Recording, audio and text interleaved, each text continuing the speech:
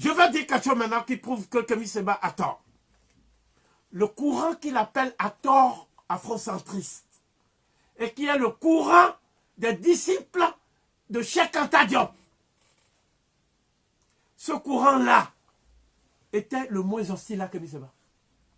Donc je le lui dis pour qu'à l'avenir, il évite de faire ce qu'on appelle des querelles byzantines qui n'ont pas lieu d'être. C'était le milieu le moins hostile à Kémy Séba, en définitive.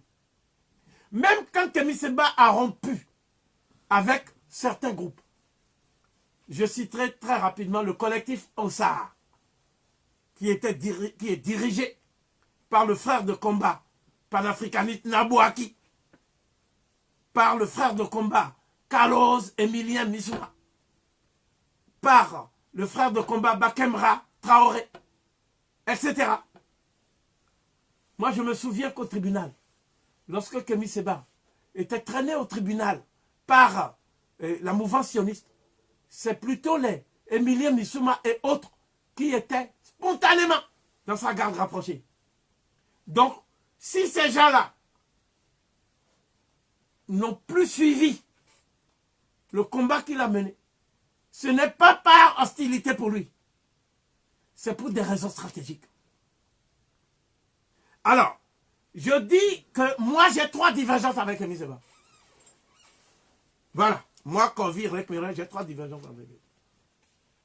Je pense qu'on peut libérer les Noirs sans passer par l'islam. Que ce soit l'islam sunnite, orthodoxe, que ce soit l'islam de la nation de l'islam. Et je dis à Cheikh Sidati Lo, qui est un de mes jeunes pour lequel j'ai la plus grande estime. Il est actuellement le représentant de la nation de l'islam en France. Pour moi, l'unité d'action des Noirs l'emporte sur le positionnement religieux.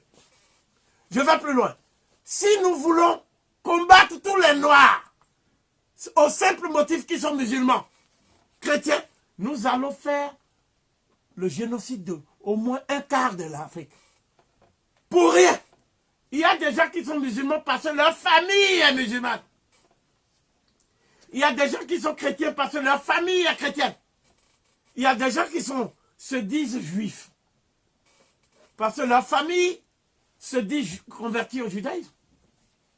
Mais ces mêmes gens, ils constatent lucidement le comportement des Arabes musulmans contre eux, qui est de l'ordre de la négrophobie. Ils constatent le comportement de leurs co-religionnaires chrétiens blancs contre eux. Quant aux Juifs, ils ont toujours dit que les Noirs, même les Falachas et autres, c'est des cancrelats et des cafards en Israël. Donc c'est clair. Donc, pourquoi nous ne voulons pas d'une confrontation religieuse entre les Noirs? Parce que dans la théorie des contradictions, la contradiction principale, c'est d'abord entre les Noirs qui sont kémiques et les Noirs qui sont cosmopolites. Voilà. Donc nous devons d'abord leur donner une vision. Une vision. Et c'est cette vision que nous puisons dans les humanités classiques égypto-nubiennes, dans l'œuvre de Cheikh Anta Diop, qui est la plus avancée. On ne peut pas me citer quelqu'un qui a dépassé Cheikh Anta Diop dans les temps contemporains.